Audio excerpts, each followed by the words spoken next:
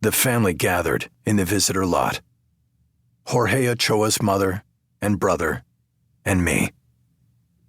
Mrs. Ochoa looked as if she were going to church in a pale yellow dress with white cuffs and collar, her hands wrapped in rosary beads.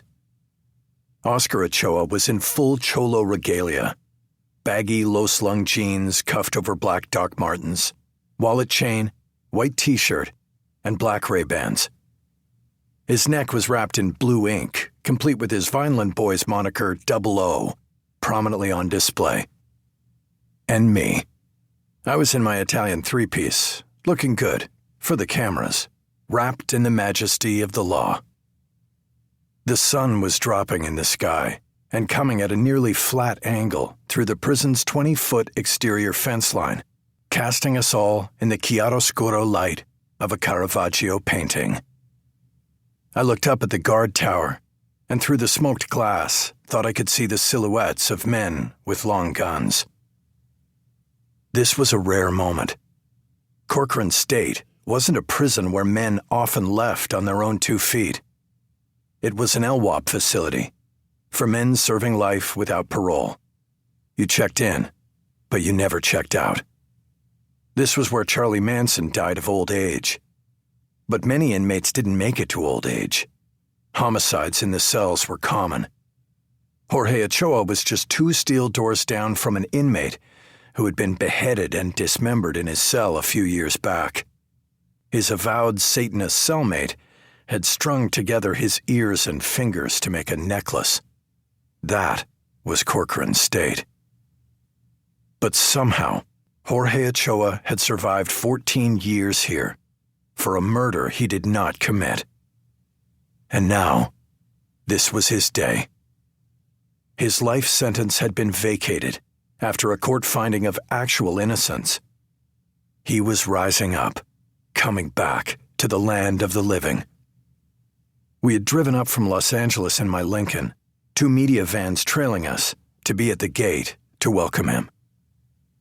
Promptly at 5 p.m., a series of horn blasts echoed across the prison and drew our attention. The cameramen from the 2 LA news stations hoisted their equipment to their shoulders, while the reporters readied their microphones and checked their hair. A door opened at the guardhouse, at the bottom of the tower, and a uniformed guard stepped out. He was followed by Jorge Ochoa. "Dios mío," Mrs. Ochoa exclaimed when she saw her son. "Dios mío." It was a moment she'd never seen coming, that nobody had seen coming, until I took the case. The guard unlocked a gate in the fence, and Jorge was allowed to walk through. I noted that the clothes I had bought for him for his release were a perfect fit. A black polo and tan chinos, white Nikes. I didn't want him looking anything like his younger brother for the cameras. There was a wrongful conviction lawsuit coming, and it was never too early to engage in messaging the Los Angeles County jury pool. Jorge walked toward us, and at the last moment started to run. He bent down and grabbed his diminutive mother, lifting her off the ground at first, and then gently put her down. They held each other for a solid 3 minutes, while the cameras captured from all angles the tears they shed. Then it was 00's moment for hugging and manly back-pounding. And then it was my turn. I put out my hand, but Jorge pulled me into an embrace. "Mr. Haller, I don't know what to say," he said, "but thank you."